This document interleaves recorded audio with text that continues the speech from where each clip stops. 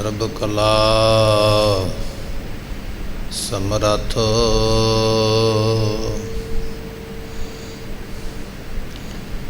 ਡੋਲਣ ਤੇ ਰਾਖੋ ਪ੍ਰਭੂ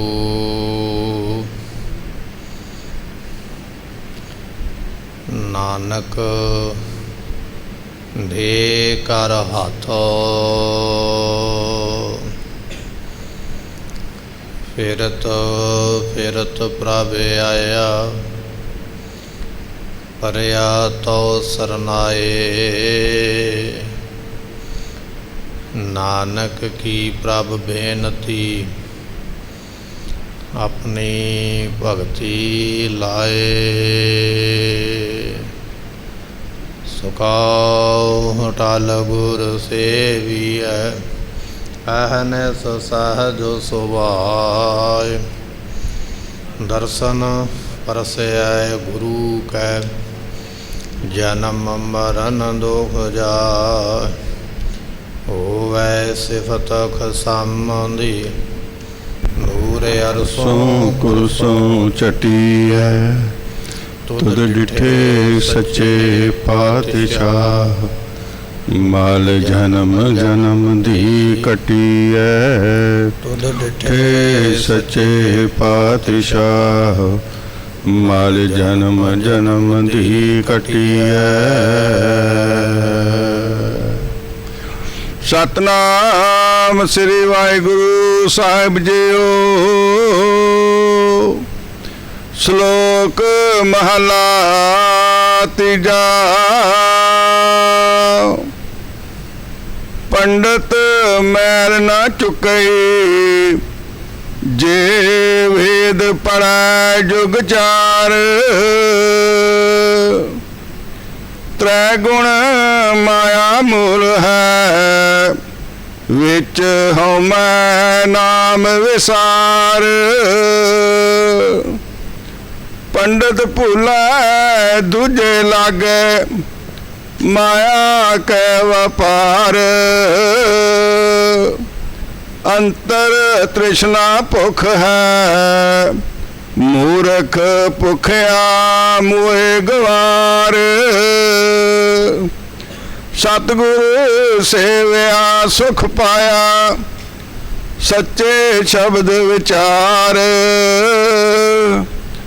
ਅੰਦਰੋਂ ਤ੍ਰਿਸ਼ਨਾ ਭੁਖ ਗਈ ਸੱਚੇ ਨਾਏ ਪਿਆਰ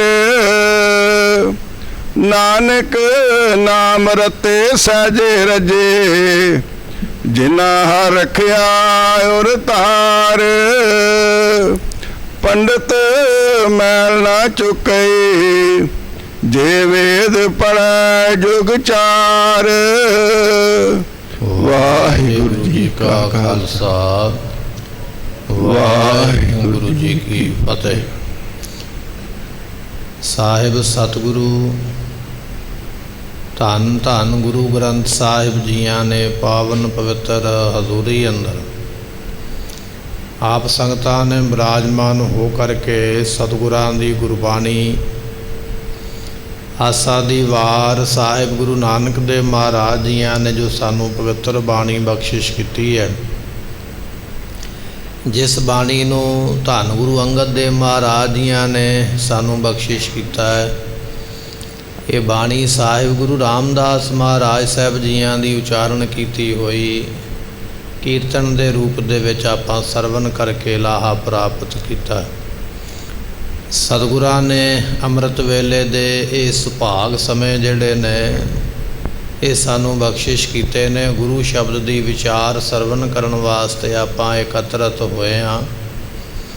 ਆਓ ਕੁਝ ਸਮੇਂ ਵਾਸਤੇ ਆਪਣੇ ਮਨ ਦੇ ਧਿਆਨ ਨੂੰ ਟਿਕਾਈਏ, ਭਾਵਨਾ ਨਾਲ ਸ਼ਰਧਾ ਨਾਲ ਜੋ ਸਤਿਗੁਰਾਂ ਦੇ ਅਗੰਮੀ ਬਚਨ ਇਹਨਾਂ ਨੂੰ ਸਰਵਨ ਕਰੀਏ, ਤਾਂ ਕਿ ਸਾਨੂੰ ਵੀ ਮਨੁੱਖਾ ਜਨਮ ਦੇ ਵਿੱਚ ਇਹ ਜੋ ਸਤਿਗੁਰੂ ਜੀ ਸੇਧ ਬਖਸ਼ਿਸ਼ ਕਰ ਰਹੇ ਨੇ, ਗਿਆਨ ਬਖਸ਼ਿਸ਼ ਕਰ ਰਹੇ ਨੇ, ਸਾਨੂੰ ਇਹ ਤਨ ਆਪਣਾ ਸਫਲਾ ਕਰਨ ਵਾਸਤੇ ਉਹਨਾਂ ਗੁਣਾਂ ਨੂੰ ਇਕੱਠੇ ਕਰੀਏ। ਮਿਲ ਕੇ ਆਖੀਏ ਸਤਨਾਮ ਸ੍ਰੀ ਵਾਹਿਗੁਰੂ ਸਾਹਿਬ ਜੀ। ਸਤਨਾਮ ਸ੍ਰੀ ਵਾਹਿਗੁਰੂ ਸਾਹਿਬ ਜੀਓ। ਸ਼ਲੋਕ ਮਹਲਾ ਤੀਜਾ। ਪਾਤਸ਼ਾਹ ਧੰਨ ਗੁਰੂ ਅਮਰਦਾਸ ਮਹਾਰਾਜ ਸਾਹਿਬ ਜੀ ਇਹ ਜੋ ਸ਼ਲੋਕ ਹੈ ਉਹ ਆਪਾਂ ਨੂੰ ਬਖਸ਼ਿਸ਼ ਕਰ ਰਹੇ ਨੇ। 647 ਅੰਗ ਦੇ ਉੱਪਰ ਮਹਾਰਾਜ ਜੀਆਂ ਨੇ ਇਹ ਜੋ ਸ਼ਬਦ ਹੈ ਧੰਨ ਗੁਰੂ ਅਮਰਦਾਸ ਮਹਾਰਾਜ ਜੀਆਂ ਨੇ ਦਰਜ ਕੀਤਾ ਹੈ। ਪੰਡਤ ਮੈਲ ਨਾ ਚੁਕਈ। ਗੁਰੂ ਪਾਤਸ਼ਾਹ ਕਹਿਣ ਲੱਗੇ ਇਹ ਪੰਡਤ, ਇਹ ਵਿਦਵਾਨ, ਇਹ ਧਰਮ ਕਰਮਾਂ ਨੂੰ ਕਰਨ ਵਾਲੇ ਵਿਅਕਤੀ, ਜਿਹੜੀ ਤੇਰੇ ਅੰਦਰ ਮੈਲ ਰਾਗ ਤੇ ਦ્વੈਸ਼ ਦੀ ਹੈ। ਰਾਗ ਤੇ ਦ્વੈਸ਼, ਦ્વੈਸ਼ ਨਾਮ ਈਰਖਾ ਦਾ, ਈਰਖਾ ਦੀ ਵੀ ਇੱਕ ਮੈਲ ਹੈ। ਬਿਨਾਂ ਕਿਸੇ ਕਾਰਨ ਤੋਂ ਕਿਸੇ ਨਾਲ ਈਰਖਾ ਕਰਨੀ ਔਰ ਈਰਖਾ ਦੇ ਵਿੱਚ ਪੈ ਕੇ ਉਹਦੇ ਬਣਦੇ ਕੰਮ ਨੂੰ ਵਿਗਾੜਨ ਦਾ ਯਤਨ ਕਰਨਾ। ਕਹਿਣ ਲੱਗੇ ਇਹ ਵੀ ਇੱਕ ਮੈਲ ਹੈ, ਇੱਕ ਪਾਪ ਹੈ ਜਿਹਦੀ ਸਜ਼ਾ ਤੈਨੂੰ ਮਿਲੇਗੀ। ਵਿਦਵਾਨਾਂ ਨੇ ਲਿਖਿਆ 3 ਤਰੀਕੇ ਦੇ ਨਾਲ ਇਹ ਵਿਅਕਤੀ ਪਾਪ ਕਰਦਾ। 3 ਤਰੀਕੇ ਨੇ ਉਹ ਜਿਨ੍ਹਾਂ ਨਾਲ ਪਾਪ ਹੁੰਦਾ। ਇੱਕ ਤਰੀਕਾ ਉਹ ਹੈ ਜਿਹੜਾ ਸਰੀਰ ਕਰਕੇ ਕਿਸੇ ਦੇ ਕੰਮ ਨੂੰ ਖਰਾਬ ਕਰਨਾ, ਅਟਕਾਉਣਾ, ਆਪਣੇ ਸਰੀਰ ਦਾ ਬਲ ਲਾ ਕੇ, ਜ਼ੋਰ ਲਾ ਕੇ, ਯਤਨ ਕਰਕੇ, ਇਹ ਵੀ ਇੱਕ ਪਾਪ ਹੈ। ਦੂਜਾ ਪਾਪ ਵਿਦਵਾਨਾਂ ਨੇ ਲਿਖਿਆ ਜ਼ੁਬਾਨ ਦੇ ਨਾਲ ਬੋਲ ਕੇ, ਕਿਸੇ ਨੂੰ ਦੱਸ ਕੇ, ਕਿਸੇ ਨੂੰ ਕਹਿ ਕੇ, ਕੋਈ ਭਾਨੀ ਮਾਰ ਕੇ, ਕੋਈ ਝੂਠ ਬੋਲ ਕੇ, ਕੋਈ ਚੁਗਲੀ ਕਰਕੇ ਵਿਗਾੜਨਾ ਕਾਰਜ, ਇਹ ਵੀ ਪਾਪ ਕਰਮ ਮੰਨਿਆ ਜਾਂਦਾ। ਤੇ ਤੀਜਾ ਪਾਪ ਕਰਮ ਜਿਹੜਾ ਕੀਤਾ ਕੁਝ ਨਹੀਂ ਹੈ ਪਰ ਮਨ ਵਿੱਚ ਸੋਚਿਆ ਜ਼ਰੂਰ ਹੈ। ਨਾ ਸਰੀਰ ਕਰਕੇ ਗਿਆ ਉਹਦਾ ਕੰਮ ਵਿਗਾੜਨ ਵਾਸਤੇ, ਨਾ ਜ਼ੁਬਾਨ ਕਰਕੇ ਕਿਸੇ ਕੋਲ ਗੱਲ ਕੀਤੀ, ਪਰ ਅੰਦਰ ਸੋਚਦਾ ਪਿਆ ਵੀ ਇਹਦਾ ਕੰਮ ਵਿਗੜ ਹੀ ਜਾਣਾ ਚਾਹੀਦਾ, ਕੋਈ ਇਹੋ ਜਿਹਾ ਬਹਾਨਾ ਬਣੇ, ਮੇਰਾ ਨਾਂ ਨਾ ਵਿੱਚ ਆਵੇ, ਮੈਨੂੰ ਨਾ ਕੁਝ ਕਰਨਾ ਪਵੇ। ਪਰ ਅੰਦਰੋਂ ਅਰਦਾਸਾਂ ਕਰਦਾ ਹੈ, ਅੰਦਰੋਂ ਇਹ ਫੁਰਨਾ ਬਣਾਈ ਬੈਠਾ ਵੀ ਵਿਗੜੇਗਾ ਕੰਮ ਤੇ ਤਾਂ ਗੱਲ ਬਣਦੀ ਹੈ। ਸਤਿਗੁਰੂ ਪਾਤਸ਼ਾਹ ਕਹਿੰਦੇ ਇਹ ਈਰਖਾ ਦੀ ਮੈਲ ਹੈ ਤੇਰੇ ਅੰਦਰ ਭਰੀ ਹੋਈ, ਜਿਹੜੀ ਇਹ ਗੱਲ ਤੇਰੇ ਦਿਮਾਗ ਦੇ ਵਿੱਚ, ਤੇਰੇ ਮਨ ਵਿੱਚ ਆਈ ਹੈ ਵੀ ਇਹਦਾ ਕਾਰਜ ਵਿਗੜਨਾ ਚਾਹੀਦਾ, ਇਹ ਹੈ ਈਰਖਾ ਦੀ ਮੈਲ। ਪੰਡਤ ਮੈਲ ਨਾ ਚੁਕਈ। 3 ਤਰ੍ਹਾਂ ਪੰਡਤ ਜੀ ਇਹ ਜਿਹੜੀ ਮੈਲ ਹੈ ਨਾ ਈਰਖਾ ਦੀ, ਇਸ ਤਰ੍ਹਾਂ ਖਤਮ ਨਹੀਂ ਹੋਵੇਗੀ। ਤੇ ਦੂਜੀ ਮੈਲ ਮੋਹ ਦੀ ਮੈਲ ਹੈ। ਮੋਹ ਦੇ ਵਿੱਚ ਪਿਆ ਹੋਇਆ ਵਿਅਕਤੀ ਆਪਣੇ ਪਰਿਵਾਰ ਨੂੰ ਪਾਲਣ ਵਾਸਤੇ ਦੂਜਿਆਂ ਨੂੰ ਕਤਲ ਕਰਨਾ ਪਵੇ ਤਾਂ ਵੀ ਕਰ ਲੈਂਦਾ, ਦੂਜਿਆਂ ਦੇ ਕੋਲੋਂ ਖੋਹ ਕੇ ਖਾਣਾ ਪਵੇ ਤਾਂ ਵੀ ਖਾ ਲੈਂਦਾ ਹੈ। ਪਰ ਕਿਉਂ? ਕਿਉਂਕਿ ਮੋਹ ਵਿੱਚ ਪਿਆ ਹੋਇਆ, ਮੋਹ ਦੇ ਵਿੱਚ ਕੀਤਾ ਕਰਮ ਉਹ ਫਿਰ ਇਹ ਸੋਝੀ ਭੁਲਾ ਦਿੰਦਾ ਹੈ, ਇਹ ਗਿਆਨ ਭੁਲਾ ਦਿੰਦਾ ਹੈ, ਇਹ ਸਭ ਕੁਝ ਭੁੱਲ ਜਾਂਦਾ ਵੀ ਇਹ ਕਰਮ ਪਾਪ ਦਾ ਹੈ ਜਾਂ ਪੁੰਨ ਦਾ ਹੈ। ਕਰਮ ਜਿਹੜਾ ਮਰਜ਼ੀ ਹੋਵੇ, ਮੈਂ ਤੇ ਸਿਰਫ ਆਪਣੇ ਦੇ ਵਾਸਤੇ ਕਰਾਂਗਾ, ਇਹ ਮੋਹ ਵਿੱਚ ਪਿਆ ਹੋਇਆ ਕਰਮ। ਤ੍ਰੇਤੇ ਯੁੱਗ ਦੇ ਵਿੱਚ ਇੱਕ ਰਾਜਨ ਰਾਜਾ ਹੋਏ ਨੇ, ਨਾਮ ਹੈ ਦਸ਼ਰਥ ਰਾਜਾ। ਦਸ਼ਰਥ ਰਾਜੇ ਦੀਆਂ 3 ਰਾਣੀਆਂ, 3 ਵਿਆਹ ਕਰਾਏ ਤੇ 3 ਤੋਂ ਸੰਤਾਨ ਪੈਦਾ ਹੋਏ। ਤੇ ਜਦੋਂ ਸਮਾਂ ਬਤੀਤ ਹੋਇਆ ਨਾ, ਪੁੱਤਰ ਜਵਾਨ ਹੋਏ, ਤੇ ਉਹਨਾਂ ਸਮਿਆਂ ਵਿੱਚ ਇਹ ਰਿਵਾਜ ਕਹਿ ਲਈਏ, ਪਰੰਪਰਾ ਕਹਿ ਲਈਏ ਵੀ ਵੱਡੇ ਪੁੱਤਰ ਨੂੰ ਰਾਜ ਮਿਲਦਾ, ਰਾਜ ਵੱਡੇ ਨੂੰ ਮਿਲੇਗਾ, ਭਾਵੇਂ ਪੁੱਤਰ 4-5 ਜਿੰਨੇ ਮਰਜ਼ੀ ਹੋਣ, ਤਖਤ ਤੇ ਵੱਡਾ ਬੈਠੇ। ਤੇ ਜਦੋਂ ਸਮਾਂ ਆਇਆ ਨਾ ਰਾਜ ਭਾਗ ਲੈਣ ਦਾ, ਯੁੱਧਿਆ ਦੇ ਤਖਤ ਤੇ ਬੈਠਣਾ ਦਸ਼ਰਥ ਦੀ ਥਾਂ ਤੇ ਉਸ ਵੇਲੇ ਕਿ ਕਈ ਦੇ ਮਨ ਵਿੱਚ ਇਹ ਪਾਪ, ਇਹ ਈਰਖਾ ਆ ਗਈ ਵੀ ਇਹ ਵੱਡਾ ਪੁੱਤਰ ਤੇ ਮੇਰੀ ਕੁੱਖ ਤੋਂ ਨਹੀਂ ਜਨਮਿਆ, ਇਹ ਤੇ ਦੂਜੀ ਰਾਣੀ ਦੀ ਕੁੱਖ ਤੋਂ ਜਨਮਿਆ ਹੈ, ਰਾਜ ਮੇਰੇ ਪੁੱਤਰ ਨੂੰ ਮਿਲਣਾ ਚਾਹੀਦਾ, ਭਾਵੇਂ ਕਿ ਉਮਰਾਂ ਵਿੱਚ ਛੋਟਾ ਹੈ, ਰਾਜ ਉਹਨੂੰ ਮਿਲੇ। ਐਸਾ ਮੋਹ ਜਾਗਿਆ ਮਨ ਦੇ ਵਿੱਚ।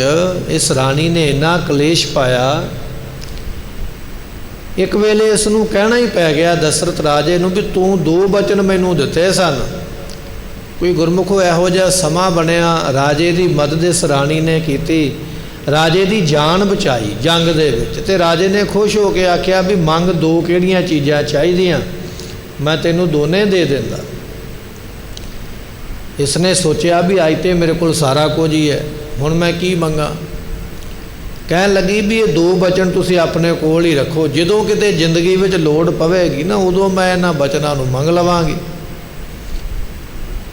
ਅੱਜ ਫਿਰ ਇਹਨੇ ਉਹ ਬਚਨ ਚੇਤੇ ਕਰਾਏ। ਕਹਿਣ ਲੱਗੀ ਵੀ ਜਦੋਂ ਮੈਂ ਤੁਹਾਡੀ ਜਾਨ ਬਚਾਈ ਸੀ ਨਾ, ਤੁਸੀਂ ਮੈਨੂੰ ਆਖਿਆ ਸੀ ਵੀ ਮੰਗ 2 ਚੀਜ਼ਾਂ ਕੀ ਚਾਹੀਦੀਆਂ, ਤੇ ਮੈਂ ਆਖਿਆ ਸੀ ਵੀ ਮੈਨੂੰ ਹੁਣ ਕੁਝ ਨਹੀਂ ਚਾਹੀਦਾ, ਸਮਾਂ ਆਵੇਗਾ ਤੇ ਮੈਂ ਮੰਗ ਲਵਾਂਗੀ। ਅੱਜ ਉਹ ਸਮਾਂ ਆ ਗਿਆ, ਮੈਨੂੰ ਉਹ ਦੋਨੇ ਚੀਜ਼ਾਂ ਚਾਹੀਦੀਆਂ। ਮੈਂ ਤੁਹਾਡੀ ਜਾਨ ਬਚਾਈ ਹੈ, ਮੈਂ ਤੁਹਾਡਾ ਭਲਾ ਕੀਤਾ ਹੈ, ਮੈਂ ਤੁਹਾਡੇ ਤੇ ਪਰਉਪਕਾਰ ਕੀਤਾ, ਉਹ ਪਰਉਪਕਾਰ ਦਾ ਮੈਨੂੰ ਅੱਜ ਫਲ ਚਾਹੀਦਾ। ਜਦੋਂ ਮਨੁੱਖ ਸਵਾਰਥੀ ਹੋ ਜਾਂਦਾ ਨਾ, ਮਤਲਬੀ ਹੋ ਜਾਂਦਾ, ਫਿਰ ਆਪਣਿਆਂ ਤੇ ਕੀਤਾ ਗਿਆ ਕਰਮ ਵੀ ਉਸ ਨੂੰ ਪਰਉਪਕਾਰ ਹੀ ਲੱਗਦਾ ਹੈ ਵੀ ਮੈਂ ਪਰਉਪਕਾਰ ਕੀਤਾ ਹੈ। ਸਵਾਰਥੀ ਇਹ ਮਨੁੱਖ ਦਾ ਪ੍ਰਯੋਜਨ ਹੈ। ਧੰਨ ਗੁਰੂ ਤੇਗ ਬਹਾਦਰ ਮਹਾਰਾਜ ਸਾਹਿਬ ਦੀ ਸ਼ਹੀਦੀ ਦੇ ਰਹੇ ਨੇ ਦਿੱਲੀ ਵਿਖੇ, ਚਾਂਦਨੀ ਚੌਂਕ ਵਿਖੇ। ਸ਼ਹੀਦੀ ਇਸ ਕਰਕੇ ਹੋ ਰਹੀ ਹੈ ਵੀ ਹਿੰਦੂਆਂ ਨੂੰ ਮੁਸਲਮਾਨ ਨਹੀਂ ਬਣ ਦੇਣਾ। ਆਪਣੀ ਮਰਜ਼ੀ ਨਾਲ ਕੋਈ ਬਣ ਜਾਵੇ ਵੱਖਰੀ ਗੱਲ ਹੈ, ਪਰ ਧੱਕੇ ਨਾਲ ਜ਼ੋਰੋ ਜ਼ੋਰੀ ਨਹੀਂ। ਹੁਣ ਹੈ ਤੇ ਪਰਉਪਕਾਰ, ਪਰ ਮਹਾਰਾਜ ਨੇ ਕਿਤੇ ਇਹ ਨਹੀਂ ਆਖਿਆ ਵੀ ਅਸੀਂ ਹਿੰਦੂਆਂ ਦੀ ਜਾਨ ਬਚਾਈ ਹੈ, ਹੁਣ ਸਾਰੇ ਹਿੰਦੂ ਸਿੱਖ ਬਣ ਜਾਓ, ਮੈਨੂੰ ਗੁਰੂ ਮੰਨੋ, ਸਾਨੂੰ ਗੁਰੂ ਮੰਨੋ, ਸਾਡੇ ਸਿੱਖ ਬਣੋ। ਕਿਉਂ? ਕਿਉਂਕਿ ਅਸੀਂ ਤੁਹਾਡੀ ਜਾਨ ਬਚਾਈ ਹੈ। ਕਿਤੇ ਲਿਖਿਆ ਇਤਿਹਾਸ ਵਿੱਚ ਵੀ ਮਹਾਰਾਜ ਨੇ ਬਚਨ ਆਖਿਆ ਨਹੀਂ। ਪਰਉਪਕਾਰ ਕੀਤਾ ਹੈ, ਕਿਸ ਦੇ ਵਾਸਤੇ ਕੀਤਾ, ਪਰ ਜਨਾਇਆ ਨਹੀਂ। ਉਸ ਪਰਉਪਕਾਰ ਦਾ ਹੱਕ ਨਹੀਂ ਮੰਗਿਆ ਵੀ ਅਸੀਂ ਤੁਹਾਡੀ ਜਾਨ ਬਚਾ ਰਹੇ ਹਾਂ, ਤੁਹਾਡਾ ਧਰਮ ਬਚਾ ਰਹੇ ਹਾਂ, ਹੁਣ ਤੁਸੀਂ ਆਪਣਾ ਧਰਮ ਛੱਡ ਕੇ ਸਾਡੇ ਧਰਮ ਵਿੱਚ ਆ ਜਾਓ, ਸਾਨੂੰ ਗੁਰੂ ਮੰਨਣ ਲੱਗ ਪਵੋ, ਸਾਡੇ ਸਿੱਖ ਬਣ ਜਾਓ। ਅਗਲੇ ਦੀ ਮਰਜ਼ੀ ਹੈ, ਜੇ ਕੋਈ ਧਰਮ ਬਦਲ ਕੇ ਗੁਰੂ ਦਾ ਸਿੱਖ ਬਣਨਾ ਚਾਹੁੰਦਾ ਵੱਖਰੀ ਗੱਲ ਹੈ, ਪਰ ਕਿਸੇ ਦੇ ਉੱਪਰ ਜ਼ੋਰ ਨਹੀਂ ਪਾਇਆ ਗਿਆ ਵੀ ਤੁਸੀਂ ਇਹ ਕਰਮ ਕਰੋ। ਇਹ ਹੈ ਜਿਹੜੇ ਧਾਰਮਿਕ ਵਿਅਕਤੀ ਹੋਇਆ ਕਰਦੇ ਨਾ, ਧਾਰਮਿਕ ਗੁਰੂ ਹੋਇਆ ਕਰਦੇ, ਇਹ ਉਹਨਾਂ ਦੀ ਵਿਚਾਰ ਹੈ ਵੀ ਜੇ ਪਰਉਪਕਾਰ ਕਿਸੇ ਤੇ ਵੀ ਕੀਤਾ ਹੈ ਉਹ ਪਰਉਪਕਾਰ ਦਾ ਫਲ ਨਾ ਮੰਗ ਵੀ ਮੈਂ ਤੇਰੇ ਤੇ ਕੀਤਾ ਸੀ ਤੇ ਹੁਣ ਮੈਨੂੰ ਇਹ ਵਸਤੂ ਦੇ। ਉਹ ਤੇ ਪਰਉਪਕਾਰ ਵੇਚ ਦਿੱਤਾ। ਫਿਰ ਨਾ ਹੁਣ ਆਪਾਂ ਕੋਈ ਜ਼ਮੀਨ ਖਰੀਦਦੇ ਹਾਂ ਤੇ ਜ਼ਮੀਨ ਲੈ ਲਈ ਹੈ ਤੇ ਉਹਨੂੰ ਫਿਰ ਆਪਾਂ ਮੁੱਲ ਦਿੱਤਾ ਨਾ ਉਹਨੇ ਆਪਣੇ ਤੇ ਅਹਿਸਾਨ ਕੀਤਾ, ਨਾ ਆਪਾਂ ਉਹਦੇ ਤੇ ਕੀਤਾ, ਮੁੱਲ ਪਾਇਆ ਗਿਆ, ਮੁੱਲ ਦੇ ਦਿੱਤਾ। ਅੱਜ ਪਰਉਪਕਾਰ ਕੀਤਾ, ਕੱਲ੍ਹ ਨੂੰ ਆਖੀਏ ਵੀ ਇਹਦਾ ਫਲ ਵੀ ਸਾਨੂੰ ਦੇ ਨਾਲ ਉਸੇ ਵੇਲੇ, ਫਿਰ ਉਹ ਪਰਉਪਕਾਰ ਵੇਚਿਆ ਤੇ ਗਿਆ ਨਾ, ਉਹ ਤੇ ਮੁੱਲ ਪੈ ਗਿਆ। ਪਰ ਗੁਰੂ ਪਾਤਸ਼ਾਹ ਨੇ ਪਰਉਪਕਾਰ ਕੀਤਾ, ਉਹਨੂੰ ਵੇਚਿਆ ਨਹੀਂ, ਉਹਦਾ ਮੁੱਲ ਨਹੀਂ ਪਾਇਆ, ਪਰਉਪਕਾਰ ਕਰ ਦਿੱਤਾ ਤੇ ਕਰ ਦਿੱਤਾ। ਪਰ ਰਾਜੇ ਦੀ ਰਾਣੀ ਜਿਹੜੀ ਰਾਜੇ ਨਾਲ ਵਿਆਹੀ ਹੋਈ ਹੈ ਨਾ, ਤੇ ਕਹਿਣ ਲੱਗੇ ਪਤਨੀ ਨੂੰ ਪਤੀ ਭਗਵਾਨ ਹੁੰਦਾ, ਪਰਮੇਸ਼ਰ ਹੁੰਦਾ, ਉਹਦੇ ਤੋਂ ਅੱਗੇ ਕੁਝ ਨਹੀਂ ਹੁੰਦਾ, ਪਤੀ ਵਾਸਤੇ ਸਭ ਕੁਝ ਕਰ ਸਕਦੀ ਹੈ। ਪਰ ਅੱਜ ਉਸ ਰਾਣੀ ਨੇ ਆਪਣੇ ਪਤੀ ਦੀ ਜਾਨ ਬਚਾਉਣ ਦਾ ਜਿਹੜਾ ਪਰਉਪਕਾਰ ਕੀਤਾ, ਕਹਿੰਦੀ ਮੁੱਲ ਚਾਹੀਦਾ, ਮੈਂ ਤੇਰੀ ਜਾਨ ਬਚਾਈ ਹੈ, ਤੁਸੀਂ ਮੈਨੂੰ ਆਖਿਆ ਸੀ 2 ਵਸਤੂਆਂ ਮੰਗ, ਤੇ ਮੈਨੂੰ ਉਹ 2 ਵਸਤੂਆਂ ਅੱਜ ਚਾਹੀਦੀਆਂ। ਭਾਵ ਇਹ ਆ ਵੀ ਮੈਂ ਤੁਹਾਡੀ ਜਾਨ ਬਚਾਈ ਹੈ, ਇਹਦਾ ਮੁੱਲ ਮੈਨੂੰ ਦਿਓ।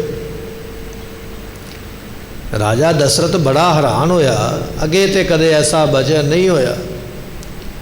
ਫਿਰ ਵੀ ਵੱਡਾ ਦਿਲ ਆਖਿਆ ਚੱਲ ਠੀਕ ਹੈ, ਮੈਂ ਤੈਨੂੰ ਜ਼ੁਬਾਨ ਦਿੱਤੀ ਹੈ, ਜ਼ੁਬਾਨ ਤੇ ਮੈਂ ਖਰਾ ਉਤਰਾਂਗਾ, ਮੰਗ ਕੀ ਚਾਹੀਦਾ। ਤੇ ਕੀ ਮੰਗਿਆ? ਪੁੱਤਰ ਮੋਹ ਦੇ ਵਿੱਚ ਮੰਗਿਆ, ਮੇਰੇ ਪੁੱਤਰ ਭਰਤ ਨੂੰ ਰਾਜ ਚਾਹੀਦਾ। ਰਾਮਚੰਦਰ ਭਾਵੇਂ ਵੱਡੇ ਨੇ ਪਰ ਇਹਨਾਂ ਨੂੰ ਰਾਜ ਨਾ ਮਿਲੇ, ਇਹ ਰਾਜ ਤਖਤ ਤੇ ਨਾ ਬੈਠਣ, ਰਾਜ ਮੇਰੇ ਪੁੱਤਰ ਨੂੰ ਮਿਲੇ। ਹੈ ਤੇ ਨਾ ਗੁਰਮੁਖੋ ਪਾਪ, ਜਿਹਦਾ ਹੱਕ ਬਣਦਾ, ਜਿਹੜਾ ਵੱਡਾ ਰਾਜ ਤੇ ਉਹਦਾ ਹੈ, ਮਾਲਕ ਤੇ ਉਹਨੇ ਬਣਨਾ, ਪਰ ਉਹਦੇ ਕੋਲੋਂ ਖੋ ਕੇ ਛੋਟੇ ਪੁੱਤਰ ਨੂੰ ਮਿਲੇ। ਹੈ ਤੇ ਇਹ ਕਰਮ, ਪਰ ਕੀਤਾ ਕਿਉਂ? ਪੁੱਤਰ ਮੋਹ ਦੇ ਵਿੱਚ ਪੈ ਕੇ। ਇਹ ਮੋਹ ਹੈ ਪੁੱਤਰ ਦਾ ਵੀ ਮੇਰਾ ਪੁੱਤਰ ਤਖਤ ਤੇ ਬੈਠੇ, ਦੂਜੀਆਂ ਰਾਣੀਆਂ ਦੇ ਪੁੱਤਰ ਮੇਰੇ ਪੁੱਤਰ ਦੇ ਥੱਲੇ ਲੱਗ ਕੇ ਕੰਮ ਕਰਨ, ਮੇਰੇ ਪੁੱਤਰ ਨੂੰ ਕਿਸੇ ਦੇ ਥੱਲੇ ਨਾ ਲੱਗਣਾ ਪਵੇ, ਝੁਕਣਾ ਨਾ ਪਵੇ। ਇਹ ਦਾਤ ਮੰਗੀ, ਇਹ ਵਰ ਮੰਗਿਆ, ਇਹ ਵਸਤੂ ਮੰਗ ਲਈ, ਮੇਰੇ ਪੁੱਤਰ ਨੂੰ ਰਾਜ ਦਿਓ, ਭਾਵੇਂ ਛੋਟਾ ਹੀ ਹੈ। ਮਹਾਰਾਜ ਕਹਿਣ ਲੱਗੇ ਇਹ ਵੀ ਇੱਕ ਮੈਲ ਹੈ ਤੇਰੇ ਅੰਦਰ, ਮੋਹ ਦੇ ਵਿੱਚ ਕੀਤਾ ਗਿਆ ਕਰਮ। ਇਹ ਇਤਿਹਾਸ ਦੀ ਸਾਖੀ ਹੈ। ਰਾਮਚੰਦਰ ਜੀ ਦਾ ਇਤਿਹਾਸ ਪੜ੍ਹੋਗੇ ਨਾ, ਅਯੁੱਧਿਆ ਦਾ ਇਤਿਹਾਸ ਪੜ੍ਹੋਗੇ ਨਾ, ਰਾਜੇ ਦਸ਼ਰਥ ਦਾ ਇਤਿਹਾਸ ਪੜ੍ਹੋਗੇ ਨਾ, ਉਹਦੇ ਵਿੱਚੋਂ ਇਹ ਬਚਨ ਮਿਲੇਗਾ ਜ਼ਰੂਰ।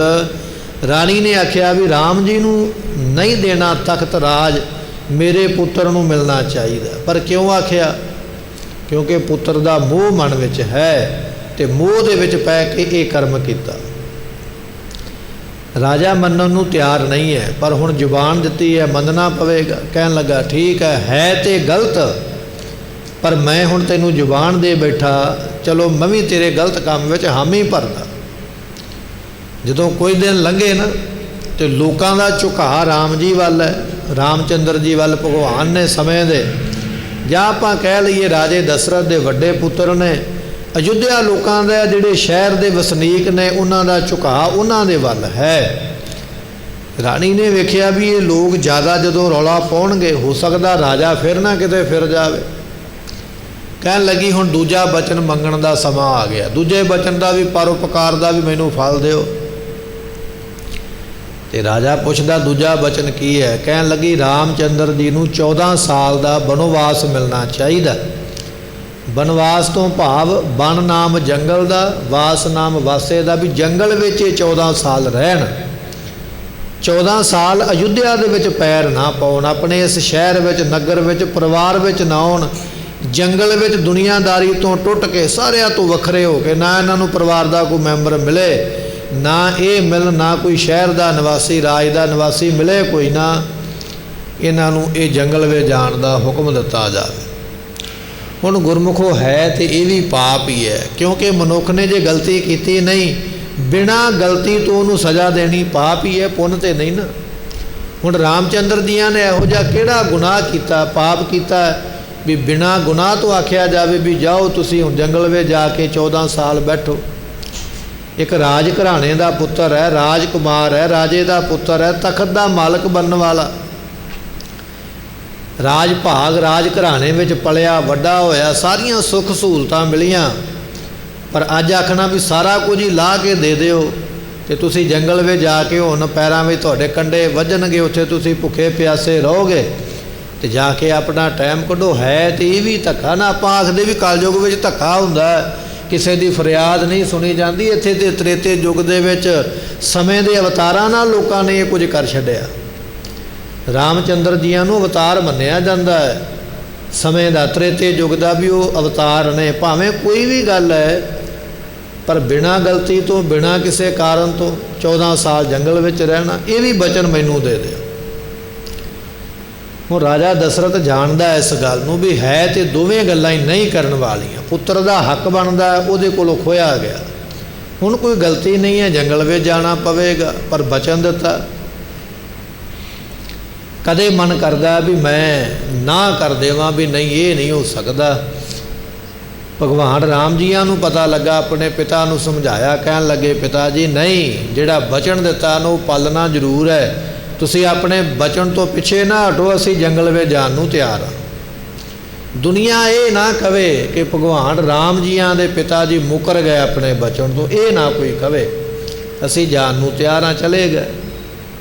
इतिहास बड़ा लम्मा है, बड़ा वड्डा है। महाराज कहन लगे ये भी एक मैल है गुरमुखा, जिहड़ी मोह दे विच पै के कीता गया कर्म, भावें कि वो कर्म ठीक नहीं है, मोह दे विच पै के कीता कर्म ठीक नहीं है तो ये भी पाप, ये पाप की मैल भी तेरे मन नूं लगेगी, इहदा फल भी ते तैनूं भोगना पवेगा। ये है राग ते द्वैश दी मैल। राग नाम मोह दा, द्वैश नाम ईरखा दा। मनुख जां ईरखा विच पै के पाप करदा, मैलां इकट्ठियां करदा, जां फिर मोह दे विच पै के, पुत्रां दा मोह, परिवार दा मोह, फिर ठगी मारनी पवे, धोखा करना पवे, किसी नूं खाना पवे, किसी नूं मकाउणा पवे, वल करना पवे, छल करना पवे, सब कुछ करदा है। महाराज कहन लगे ये मैलां उतरदियां नहीं, इन्हां मैलां दा फल तैनूं भोगना पैना है। तो पंडित नाम गुरमुखो इत्थे विद्वान दा है, पंडित नाम है ज्ञानवान दा।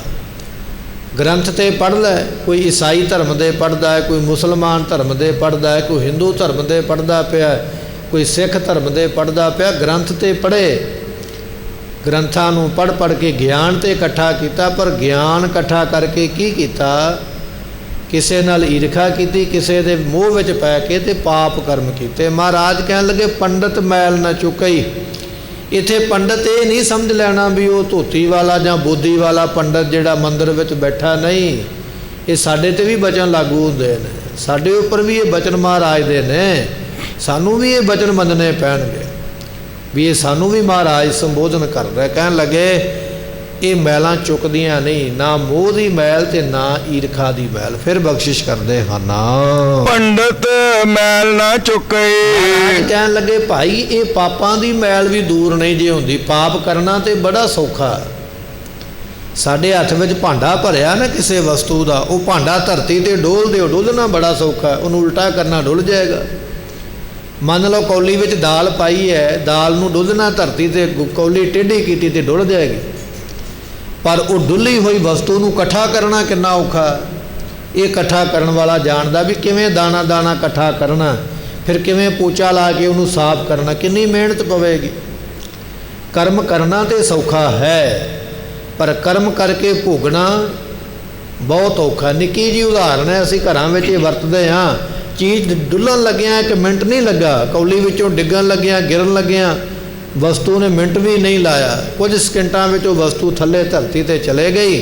ਪਰ ਇਕੱਠਾ ਕਰਦਿਆਂ ਕਿੰਨਾ ਟਾਈਮ ਲੱਗਾ। ਸਤਿਗੁਰੂ ਪਾਤਸ਼ਾਹ ਕਹਿੰਦੇ ਪਾਪ ਕਰਨ ਲੱਗਿਆਂ ਤੇ ਕੋਈ ਸਮਾਂ ਲੱਗਦਾ ਹੀ ਨਹੀਂ, ਛੇਣੀ ਲੱਗਦਾ ਹੈ। ਜੇ ਫੁਰਨਾ ਵੀ ਤੇਰੇ ਮਨ ਵਿੱਚ ਆ ਗਿਆ ਨਾ ਵੀ ਇਹਦਾ ਕੰਮ ਵਿਗਾੜਦੇ ਆ, ਤੇ ਫੁਰਨਾ ਆਉਂਦਿਆਂ ਕੋਈ ਬਹੁਤਾ ਟਾਈਮ ਥੋੜ੍ਹੀ ਲੱਗਦਾ, ਕੁਝ ਸਕਿੰਟ ਹੀ ਲੱਗੇ। ਪਰ ਮਹਾਰਾਜ ਕਹਿੰਦੇ ਉਹਦਾ ਫਲ ਜਿਹੜਾ ਨਾ ਉਹ ਭੋਗਣ ਵਾਸਤੇ ਫਿਰ ਲੰਮਾ ਸਮਾਂ ਲੱਗਦਾ ਹੈ।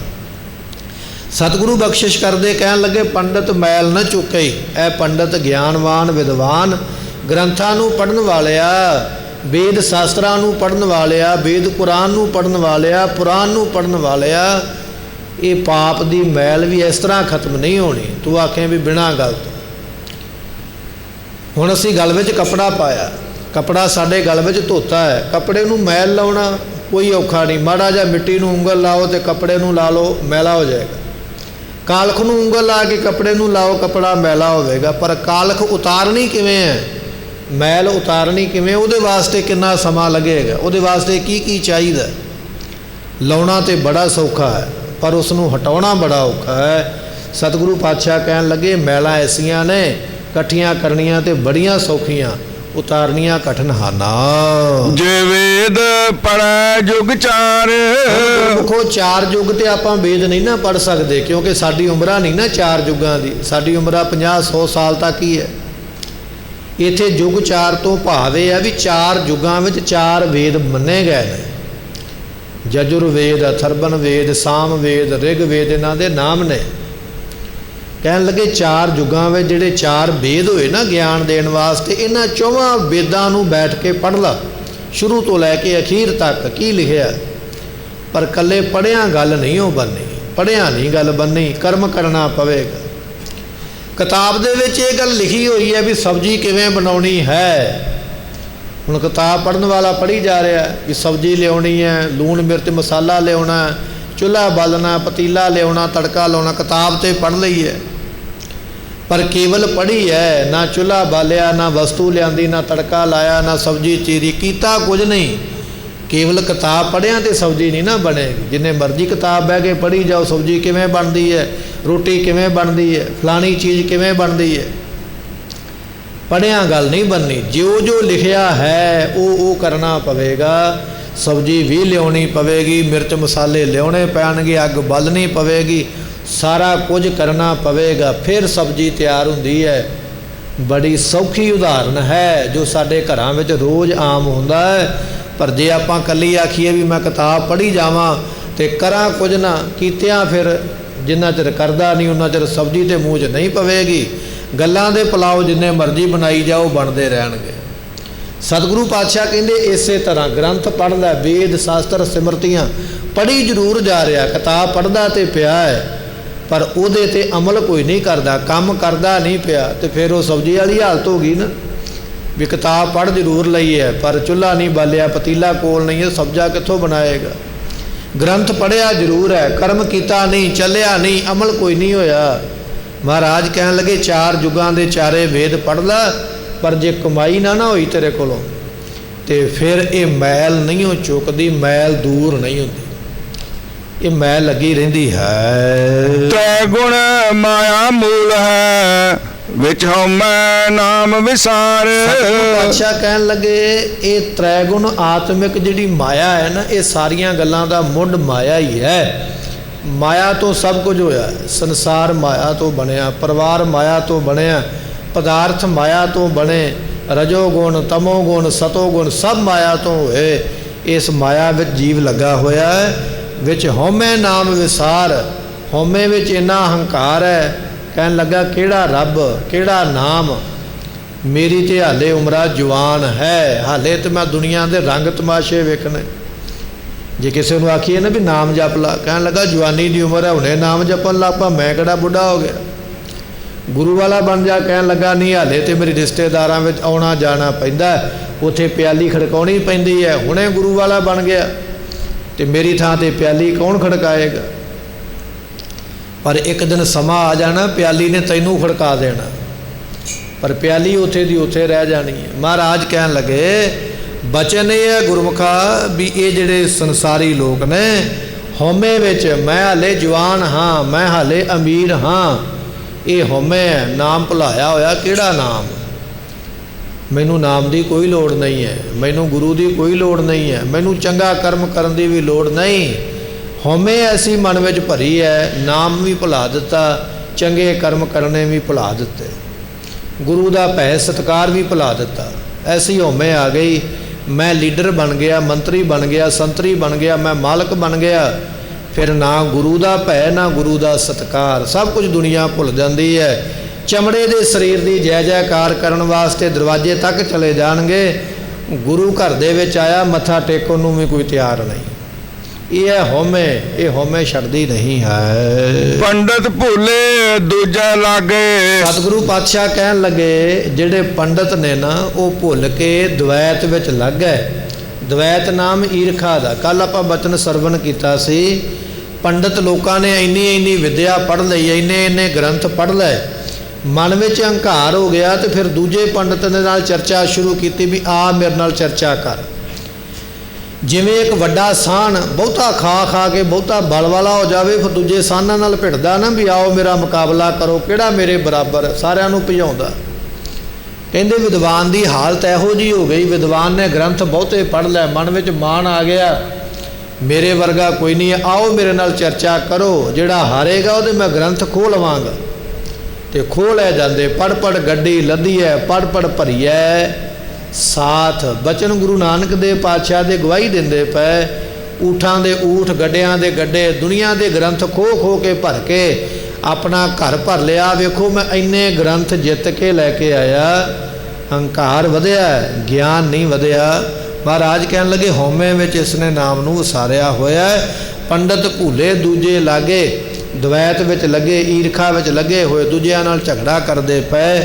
ਇਹ ਸਭ ਕੁਝ ਹੁੰਦਾ ਹੈ ਮਾਇਆ ਕੈ ਵਪਾਰ। ਭਾਈ ਮਾਇਆ ਦਾ ਵਪਾਰ ਹੈ, ਮਾਇਆ ਦਾ ਹੀ ਬਿਜ਼ਨਸ ਹੋ ਰਿਹਾ ਹੈ। ਕੋਈ ਕਿਸੇ ਨੂੰ ਹਰਾ ਕੇ ਵੱਡਾ ਬਣਨਾ ਚਾਹੁੰਦਾ ਹੈ, ਕੋਈ ਕਿਸੇ ਨੂੰ ਮਾੜਾ ਵਿਖਾ ਕੇ ਵੱਡਾ ਬਣਨਾ ਚਾਹੁੰਦਾ ਹੈ, ਦੁਨੀਆ ਦੀ ਵਾਹ ਲੁੱਟਣਾ ਚਾਹੁੰਦੇ। ਦੁਨੀਆ ਦੇ ਲੋਕ ਹੈ ਚਾਰੇ ਪਾਸੇ ਮਾਇਆ ਦਾ ਹੀ ਪਸਾਰਾ। ਕੋਈ ਸਰੀਰ ਵੇਚਦਾ ਪਿਆ, ਕੋਈ ਇਮਾਨ ਵੇਚਦਾ ਪਿਆ, ਕੋਈ ਧਰਮ ਵੇਚਦਾ ਪਿਆ, ਕੋਈ ਆਪਣਾ ਕੀਤਾ ਕਰਮ ਵੀ ਵੇਚਦਾ ਪਿਆ। ਕਾਹਦੇ ਵਾਸਤੇ? ਮਾਇਆ ਦੇ ਵਪਾਰ ਵਾਸਤੇ, ਕਿ ਮੈਂ ਅਮੀਰ ਹੋ ਜਾਵਾਂ, ਧਨਾੜ ਹੋ ਜਾਵਾਂ। ਜੇ ਸਰੀਰ ਵੇਚਣਾ ਪਵੇ, ਪਦਵੀ ਮਿਲਣੀ ਚਾਹੀਦੀ ਹੈ, ਵੇਚ ਦਿਆਂਗਾ, ਮੈਨੂੰ ਸ਼ਰਮ ਲੱਜਾ ਦੀ ਲੋੜ ਨਹੀਂ ਹੈ। ਮੈਨੂੰ ਧਰਮ ਵੀ ਵੇਚਣਾ ਪਵੇ, ਕਿਸੇ ਦੇ ਅੱਗੇ ਗਿਰਵੀ ਰੱਖਣਾ ਪਵੇ, ਧਰਮ ਦਾ ਅਪਮਾਨ ਕਰਨਾ ਪਵੇ, ਗੁਰੂ ਦਾ ਅਪਮਾਨ ਕਰਨਾ ਪਵੇ, ਧਾਰਮਿਕ ਗ੍ਰੰਥ ਦਾ ਅਪਮਾਨ ਕਰਨਾ ਪਵੇ, ਮੈਂ ਇਹ ਵੀ ਕਰਾਂਗਾ। ਕਾਹਦੇ ਵਾਸਤੇ? ਮਾਇਆ ਕਾ ਵਪਾਰ। ਇਹ ਮਾਇਆ ਦਾ ਵਪਾਰ, ਸੌਦੇਬਾਜ਼ੀ ਮਾਇਆ ਦੀ ਹੈ। ਤੇ ਆਪਾਂ ਦੇਖਦੇ ਨੇ ਜਦੋਂ ਇਲੈਕਸ਼ਨ ਆ ਜਾਂਦੇ, ਵੋਟਾਂ ਆ ਜਾਂਦੀਆਂ, ਉਦੋਂ ਫਿਰ ਧਰਮ ਦੇ ਮੁੱਦੇ ਉਠਾਏ ਜਾਂਦੇ। ਕੋਈ ਆਖਦਾ ਮੈਂ ਮੰਦਿਰ ਬਣਾ ਦਿਆਂਗਾ ਅਯੁੱਧਿਆ ਵਿੱਚ ਜਾ ਕੇ, ਕੋਈ ਆਖਦਾ ਵੀ ਇੱਥੇ ਮਸੀਤ ਹੁੰਦੀ ਸੀ, ਇਹ ਕਿਉਂ ਨਹੀਂ ਬਣੀ ਹਾਲੇ ਤੱਕ। ਉਹਨਾਂ ਨੂੰ ਮਸੀਤ ਚੇਤੇ ਆ ਜਾਂਦੀ ਹੈ ਦਿੱਲੀ ਦੇ ਵਿੱਚ। ਤੇ ਕੋਈ ਆਖਦਾ ਵੀ ਗੁਰੂ ਗ੍ਰੰਥ ਸਾਹਿਬ ਦੀ ਬੇਅਦਬੀ ਹੋਈ, ਮੈਂ ਸਾਰੇ ਦੋਸ਼ੀ ਫੜ ਲਵਾਂਗਾ। ਕਰਨ ਵਾਲੇ ਵੀ ਆਪ ਨੇ, ਭਰਨ ਵਾਲੇ ਵੀ ਆਪ ਨੇ। ਕੇਵਲ ਮੁੱਦਾ ਬਣਾਇਆ ਜਾਂਦਾ ਦੁਨੀਆ ਨੂੰ ਲੜਾਉਣ ਵਾਸਤੇ। ਮੂਰਖ ਲੋਕ ਉਹਨਾਂ ਦੇ ਮਗਰ ਲੱਗ ਕੇ ਆਪਸ ਵਿੱਚ ਲੜਦੇ ਰਹਿੰਦੇ। ਪਾਤਸ਼ਾਹ ਕਹਿਣ ਲੱਗੇ ਮਾਇਆ ਦੀ ਸੌਦੇਬਾਜ਼ੀ ਹੈ ਭਾਈ। ਜਿਹੜਾ ਮਾਇਆ ਦੇ ਚੱਕਰ ਵਿੱਚ ਪੈ ਗਿਆ, ਧਰਮ ਵੀ ਉਹਦਾ ਕੁਝ ਨਹੀਂ ਲੱਗਦਾ, ਤੇ ਕਰਮਾਂ ਨੂੰ ਵੀ ਉਹ ਵੇਚ ਸਕਦਾ, ਧਰਮ ਨੂੰ ਵੀ ਉਹ ਵੇਚ ਦਿੰਦਾ ਹੈ। ਅੰਤਰ ਤ੍ਰਿਸ਼ਨਾ ਭੁੱਖ ਗਈ ਸੱਚੇ ਨਾਏ ਪਿਆਰ। ਜਿਨ੍ਹਾਂ ਨੇ ਸੱਚੇ ਨਾਮ ਦੇ ਨਾਲ ਪਿਆਰ ਕੀਤਾ, ਦਿਲੋਂ ਪਿਆਰ ਕੀਤਾ ਹੈ, ਉਹਨਾਂ ਦੇ ਅੰਦਰੋਂ ਤ੍ਰਿਸ਼ਨਾ ਦੀ ਭੁੱਖ ਹੀ ਖਤਮ ਹੋ ਜਾਂਦੀ ਹੈ। ਜਿੰਨਾ ਚਿਰ ਗੁਰਮੁਖੋ ਤ੍ਰਿਸ਼ਨਾ ਹੈ ਨਾ, ਉਹਨਾਂ ਚਿਰ ਤੁਸੀਂ ਰੱਜ ਨਹੀਂ ਸਕਦੇ। ਤੇ ਤ੍ਰਿਸ਼ਨਾ ਅੱਗ ਦੀ ਚਿੰਗਿਆੜੀ ਵਰਗੀ ਹੈ। ਲੱਕੜਾਂ ਦਾ ਢੇਰ ਭਾਵੇਂ ਸਾਰੀ ਦੁਨੀਆ ਦੀ ਲੱਕੜ ਇਕੱਠੀ ਕਰਕੇ ਰੱਖ ਦਿਓ, ਇੱਕ ਚਿੰਗਿਆੜੀ ਉਹਦੇ ਵਿੱਚ ਰੱਖੀ ਗਈ ਹੈ। ਚਿੰਗਿਆੜੀ ਅੱਗ ਦੀ ਨੂੰ ਇੰਨੀ ਭੁੱਖ ਹੈ, ਸਾਰੀਆਂ ਲੱਕੜਾਂ ਖਾ ਗਈ, ਪਰ ਰੱਜੀ ਅਜੇ ਵੀ ਨਹੀਂ ਹੈ, ਹੋਰ ਵੀ ਚਾਹੁੰਦੀ ਹੈ ਇਹਦੇ ਵਿੱਚ ਬਾਲਣ ਲਿਆ ਕੇ ਰੱਖੋ। ਮਹਾਰਾਜ ਕਹਿਣ ਲੱਗੇ ਜਿਹਦੇ ਅੰਦਰ ਤ੍ਰਿਸ਼ਨਾ ਦੀ ਚਿੰਗਿਆੜੀ ਪੈਦਾ ਹੋ ਗਈ ਨਾ, ਉਹਦੇ ਅੱਗੇ ਭਾਵੇਂ ਸਾਰੀ ਦੁਨੀਆ ਦੇ ਪੈਸੇ ਲਿਆ ਕੇ, ਧਨ ਲਿਆ ਕੇ, ਇੱਜ਼ਤ ਸ਼ੌਹਰਤ ਲਿਆ ਕੇ ਰੱਖ ਦਿਓ, ਰੱਜ ਨਹੀਂ ਆਵੇਗਾ। ਰੱਜ ਨਾ ਕੋਈ ਜੀਵਿਆ, ਪਹੁੰਚ ਨਾ ਚੱਲਿਆ ਕੋਏ। ਇਹ ਮਹਾਰਾਜ ਦਾ ਬਚਨ ਹੈ। ਦੁਨੀਆ ਵਿੱਚ ਰੱਜ ਕੇ ਕੋਈ ਨਹੀਂ ਗਿਆ। ਰਾਜੇ ਮਹਾਰਾਜੇ ਵੀ ਭੁੱਖੇ ਹੀ ਰਹਿ, ਆ ਨਹੀਂ ਮਿਲਿਆ, ਉਹ ਨਹੀਂ ਮਿਲਿਆ, ਕਿਨਹੀ ਨਾ ਕੀਏ ਮਾਇਆ ਕਾਜ ਪੂਰੇ। ਧੰਨ ਗੁਰੂ ਗ੍ਰੰਥ ਸਾਹਿਬ ਪਾਤਸ਼ਾਹ ਕਹਿਣ ਲੱਗੇ, ਨਾ ਉਹ ਰੱਜੇ ਤੇ ਨਾ ਮਾਇਆ ਨੇ ਉਹਨਾਂ ਦੇ ਕਾਰਜ ਪੂਰੇ ਕੀਤੇ। ਸਤਿਗੁਰੂ ਪਾਤਸ਼ਾਹ ਕਹਿਣ ਲੱਗੇ, ਭਾਈ ਬਚਨ ਇਹ ਹੈ, ਜਿਨ੍ਹਾਂ ਦਾ ਸੱਚੇ ਨਾਮ ਦੇ ਨਾਲ ਪਿਆਰ ਬਣ ਗਿਆ, ਉਹਨਾਂ ਦੇ ਅੰਦਰੋਂ ਤ੍ਰਿਸ਼ਨਾ ਦੀ ਅੱਗ ਬੁਝੀ ਗਈ, ਖਤਮ ਹੀ ਹੋ ਗਈ ਹੈ। ਉਹਨਾਂ ਦੇ ਅੰਦਰ ਸੰਤੋਖ ਆ ਗਿਆ, ਤੇ ਸੰਤੋਖ ਦੇ ਵਿੱਚ ਉਹ ਗੁਰਮੁਖ ਰੱਜ ਜਾਂਦੇ ਹਨ। ਨਾਨਕ ਨਾਮ ਰਤੇ ਸਹਿਜੇ ਰੱਜੇ, ਜਿਨ੍ਹਾਂ ਹਰ ਰੱਖਿਆ ਉਰ ਧਾਰ। ਪਾਤਸ਼ਾਹ ਕਹਿਣ ਲੱਗੇ, ਜਿਨ੍ਹਾਂ ਨੇ ਹਰੀ ਪਰਮਾਤਮਾ ਦੇ ਨਾਮ ਨੂੰ ਹਿਰਦੇ ਵਿੱਚ ਧਾਰਨ ਕਰਕੇ ਰੱਖਿਆ, ਐਸੇ ਜਿਹੜੇ ਗੁਰਮੁਖ ਨੇ ਨਾਮ ਦੇ ਰੱਤੇ ਹੋਏ ਰੱਜ ਗਏ। ਨਾਮ ਦੇ ਰੰਗਿਆਂ ਹੋਇਆਂ ਨੂੰ ਰੱਜ ਹੀ ਆ ਗਿਆ। ਜੇ ਕੋਈ ਪਦਾਰਥ ਕਿਸੇ ਨੇ ਦੇਣਾ ਚਾਹਿਆ, ਕਹਿਣ ਲੱਗੇ ਲੋੜ ਹੀ ਨਹੀਂ, ਕੀ ਕਰਨਾ ਪਦਾਰਥ ਦਾ, ਰੱਜ ਜਾਂਦੇ। ਆਪਣੇ ਵਾਸਤੇ ਪਦਾਰਥ ਦੀ ਭੁੱਖ ਨਹੀਂ ਰਹਿ ਜਾਂਦੀ, ਦੂਜਿਆਂ ਦੇ ਭਲੇ ਵਾਸਤੇ ਕਾਰਜ ਕਰਦੇ।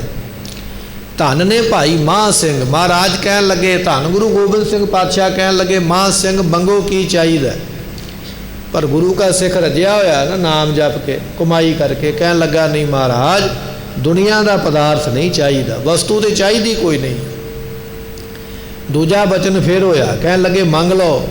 ਮਹਾਰਾਜ ਜੇ ਦੇਣ ਲੱਗੇ ਹੋ ਨਾ, ਫਿਰ ਭਲੇ ਦਾ ਕਾਰਜ ਕਰੀਏ, ਦੁਨੀਆ ਦਾ ਭਲਾ ਕਰੀਏ, ਟੁੱਟੀ ਨੂੰ ਆਪ ਜੀ ਗੰਢੋ। ਆਪਣੇ ਵਾਸਤੇ ਨਹੀਂ, ਦੂਜੇ ਵਾਸਤੇ ਮੰਗਿਆ। ਮਹਾਰਾਜ ਕਹਿਣ ਲੱਗੇ, ਐਸੀ ਅਵਸਥਾ ਗੁਰਮੁਖਾਂ ਦੀ ਹੈ, ਉਹ ਸਦਾ ਵਾਸਤੇ ਰੱਜ ਜਾਂਦੇ, ਭੁੱਖਾਂ ਖਤਮ ਹੋ ਜਾਂਦੀਆਂ, ਕਿਉਂਕਿ ਪਰਮੇਸ਼ਰ ਹਿਰਦੇ ਵਿੱਚ ਵਸਿਆ। ਜੇ ਕੋਈ ਕਾਰਜ ਕਰਦੇ ਤੇ ਭਲੇ ਦਾ ਕਰਦੇ ਹਨ।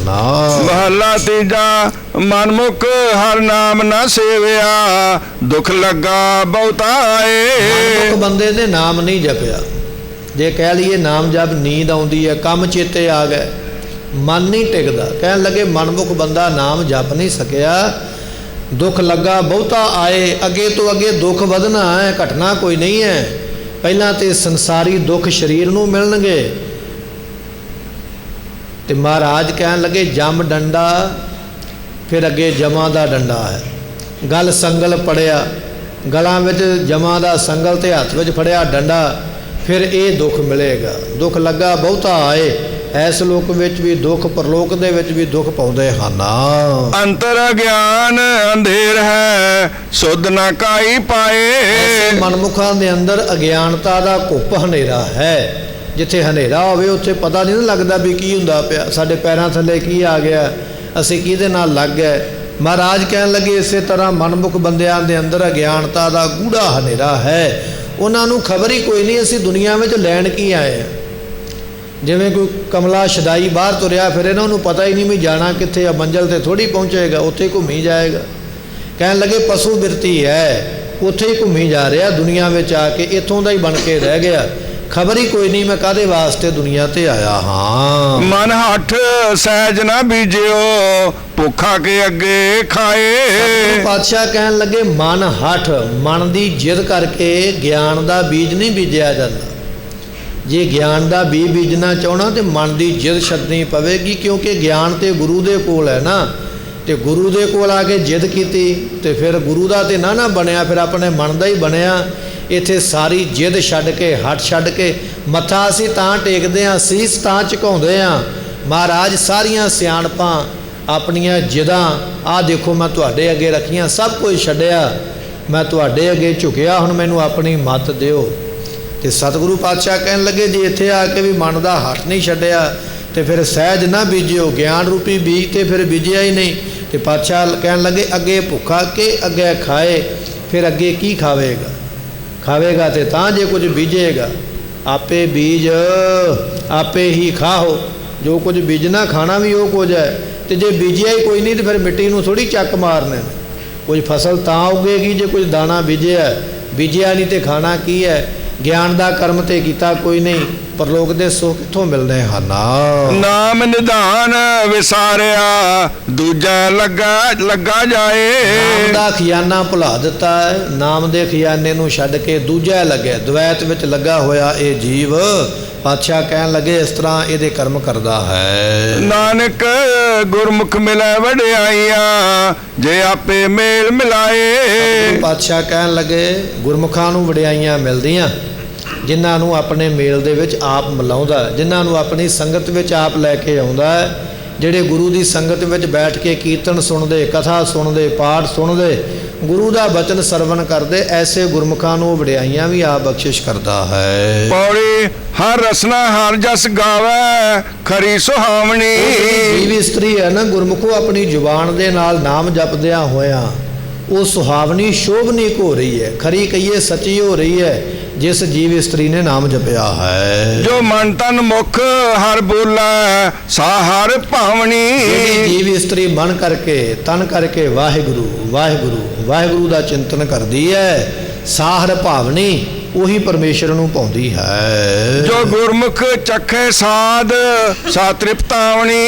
ਜੀਵ ਰੂਪ ਇਸਤਰੀ ਗੁਰਮੁਖ ਗੁਰੂਆਂ ਦੇ ਕੋਲੋਂ, ਗੁਰੂ ਦੇ ਕੋਲੋਂ ਦਾਤ ਲੈ ਕੇ ਨਾਮ ਦੇ ਸਵਾਦ ਨੂੰ ਚੱਖਦੀ ਹੈ, ਉਹ ਤ੍ਰਿਪਤ ਹੋ ਜਾਂਦੀ, ਸਦਾ ਵਾਸਤੇ ਰੱਜ ਜਾਂਦੀ ਹੈ। ਗੁਣ ਗਾਵੇ ਪਿਆਰੇ ਨਿਤ, ਗੁਣ ਗਾਏ ਗੁਣੀ ਸਮਝਾਵਣੀ। ਜੀਵ ਇਸਤਰੀ ਨਿਤਾ ਪ੍ਰਤੀ ਹਰ ਰੋਜ਼ ਪਰਮੇਸ਼ਰ ਦੇ ਗੁਣਾਂ ਨੂੰ ਗਾਉਂਦੀ ਹੈ। ਗੁਣ ਗਾ ਗਾ ਕੇ ਉਸ ਗੁਣੀ ਪਰਮਾਤਮਾ ਦੀ ਸਮਝ ਪੈ ਜਾਂਦੀ, ਉਹਦਾ ਗਿਆਨ ਪ੍ਰਾਪਤ ਹੋ ਜਾਂਦਾ ਹੈ। ਜਿਸ ਹੋਵੇ ਆਪ ਦਿਆਲ, ਤਾਂ ਸਤਿਗੁਰੂ ਗੁਰੂ ਸੰਭਲਾਵਣੀ। ਗੁਰੂ ਪਾਤਸ਼ਾਹ ਕਹਿਣ ਲੱਗੇ ਜਿਸ ਹੋਏ ਆਪ ਦਿਆਲ, ਜਿਹਦੇ ਤੇ ਦਿਆਲੂ ਹੋ ਜਾਂਦਾ ਨਾ ਪਰਮੇਸ਼ਰ, ਸਾ ਸਤਿਗੁਰੂ ਗੁਰੂ ਮਿਲਾਵਣੀ। ਉਸ ਜੀਵ ਇਸਤਰੀ ਨੂੰ ਪਰਮੇਸ਼ਰ ਖੁਸ਼ ਹੋ ਕੇ ਗੁਰੂ ਨਾਲ ਮਿਲਾ ਦਿੰਦਾ। ਤੇ ਜਿਹੜੀ ਜੀਵ ਇਸਤਰੀ ਗੁਰੂ ਨਾਲ ਮਿਲ ਗਈ, ਗੁਰੂ ਵਾਲਾ ਜਿਹੜਾ ਬਣ ਗਿਆ, ਗੁਰੂ ਦਾ ਸਿੱਖ ਬਣ ਗਿਆ, ਗੁਰੂ ਦੀ ਸਿੱਖਿਆ ਤੇ ਚੱਲਣ ਵਾਲਾ ਹੋ ਗਿਆ, ਉਹਨੂੰ ਫਿਰ ਪਰਮਾਤਮਾ ਆਪਣੇ ਨਾਲ ਮੇਲ ਲੈਂਦਾ ਹੈ। ਐਸੀਆਂ ਦਾਤਾਂ ਪ੍ਰਾਪਤ ਹੁੰਦੀਆਂ। ਸਮੇਂ ਦੀ ਸਮਾਪਤੀ, ਭੁੱਲਾਂ ਦੀ ਮੁਆਫੀ ਦਿਓ ਸੱਜਣਾ ਸੀਸੜੀਆਂ, ਜੋ ਹੋਵੇ ਸਾਹਿਬ ਸਿਓ ਮੇਲ। ਗੁਣ ਗਾਵੇ ਪਿਆਰੇ ਨਿਤ, ਗੁਣ ਗਾਏ ਗੁਣੀ ਸਮਝਾਵਣੀ। ਜਿਸ ਹੋਵੇ ਆਪ ਦਿਆਲ, ਸਾ ਸਤਿਗੁਰੂ ਗੁਰੂ ਬੁਲਾਵਣੀ। ਵਾਹਿਗੁਰੂ ਜੀ ਕਾ ਖਾਲਸਾ, ਵਾਹਿਗੁਰੂ ਜੀ ਕੀ ਫਤਿਹ।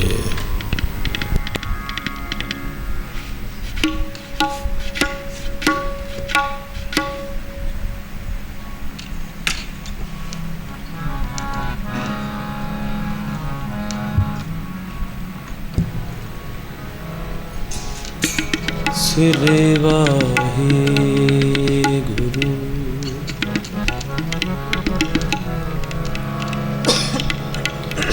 ਮੈਂ ਤਾਨ ਦੀਵਾਨ